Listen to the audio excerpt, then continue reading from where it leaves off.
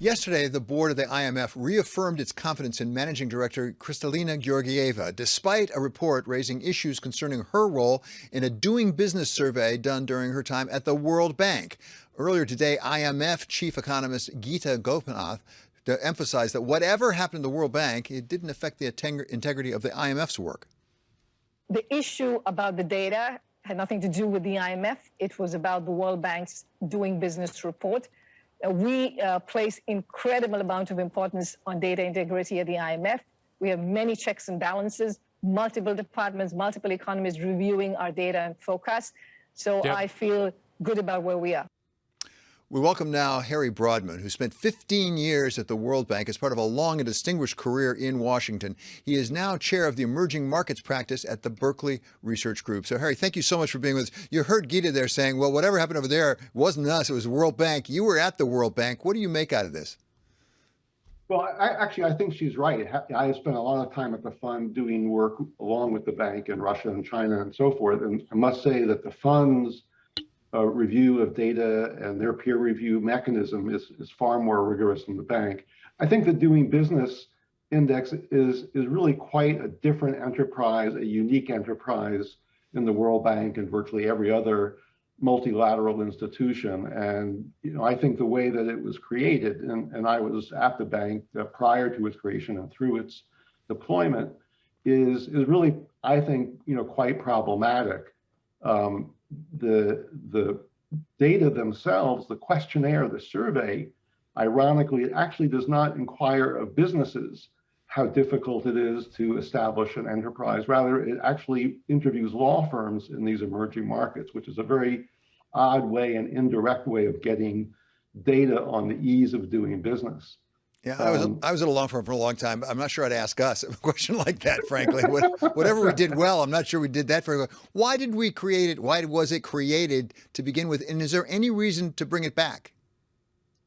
Well, I don't think we should bring it back under its current formulation. I think the reason it was created, actually, there was a fairly good intention, as much as it was been a sort of more of an academic type of exercise of measuring to what extent there has been progress in reforms actually engendering a stronger business and investment environment in a particular country.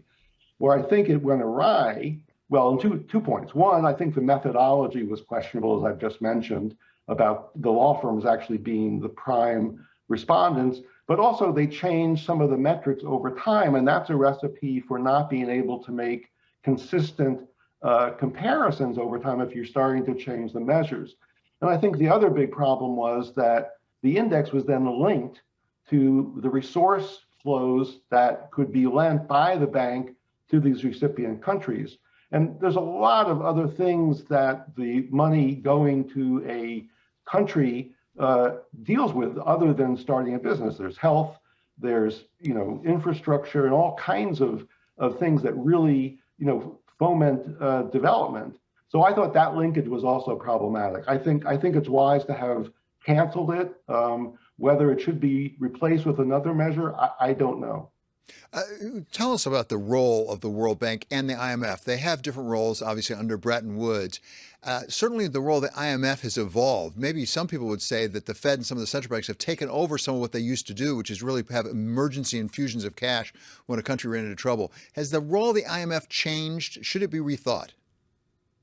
No, actually, I think the question is that there's competition on the margin between the World Bank and the IMF. I think the IMF, deals with balance of payments, big macro issues.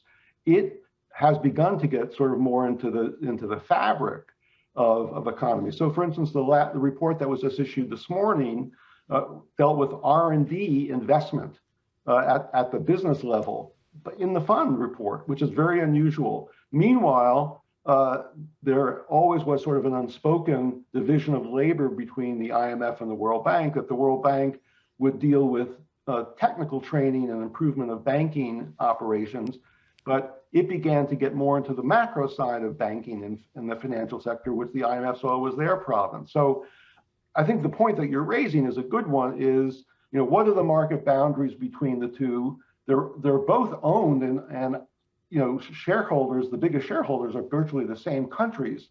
But what the division of labor between the two institutions is has become blurred. And I think it would be wise to sort of do a rethink of that. The global economy has changed a hell of a lot since the Bretton Woods days. So that appraisal might well be needed. To what extent is what surrounded the Doing Business report, and more broadly what we're seeing with IMF, World Bank, if I can put it, political?